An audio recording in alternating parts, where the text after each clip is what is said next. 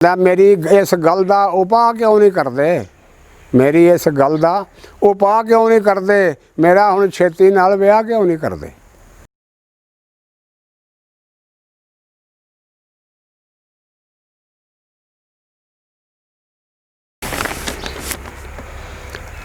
लो जी, हुण दा मेरा मौजू है कुआरे बंदे की फरियाद।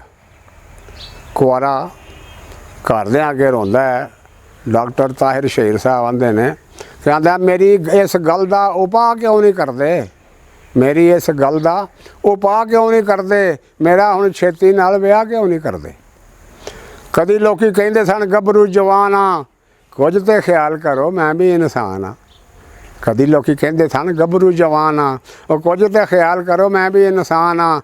लम्मियां कहानियां च पै नहीं जे सकदा, कल्लियां जे आखो भी तो रह नहीं जे सकदा, कल्लियां जे आखो भी तो रह नहीं जे सकदा।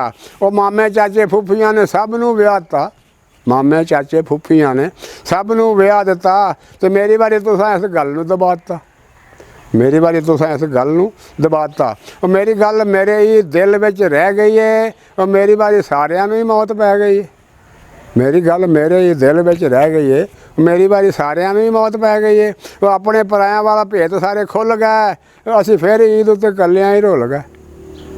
अपने परायां वाले भेत सारे खुल गए, असीं फिर ईद उत्ते कल्लियां ही रुल गए।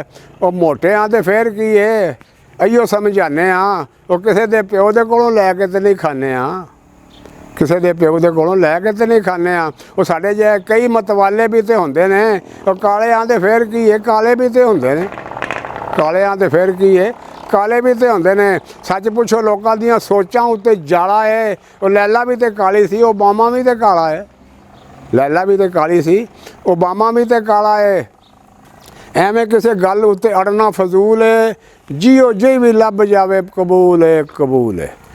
एवें इस किसी गल उत्ते लड़ना फजूल है, जियो जी भी कुड़ी होवे कबूल है, कबूल है। दसो किनू दिल वाले दुखड़े सुनावां जा, और मेरे हक मारे सारे अब्बे दे भरावां जा। आखा जे भरा नूं भाबी डैन बन जाती है, मेरी बारी हर कुड़ी भैन बन जाती है।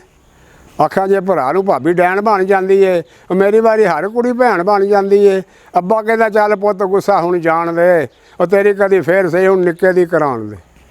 अब्बा कहता चल पुत्त हुण गुस्सा जान दे, तेरी कदी फिर सही निक्के दी कराउण दे। और मैं तो बाजे वालियां नूं कई चांस दे बैठा वां, मैं तो शादी हाल दा एडवांस दे बैठा वां। और सुण फरियाद मेरी रिश्ता जे लभ्या, अपनी करा के फिर बह गया अब्बिया। सुन फरियाद मेरी रिश्ता जे लभ्या, अपनी करा के फिर बह गए अब्बिया। और वेखो मेरा किहो जिहा रिश्ता कराया है, वोटी ने जे लियांदी नवीं अम्मा लै आया है, वोटी ने जे आंदी नवीं अम्मा लै आया। अस्सलाम वालेकुम वरहमतुल्लाहि वबरकातुहू।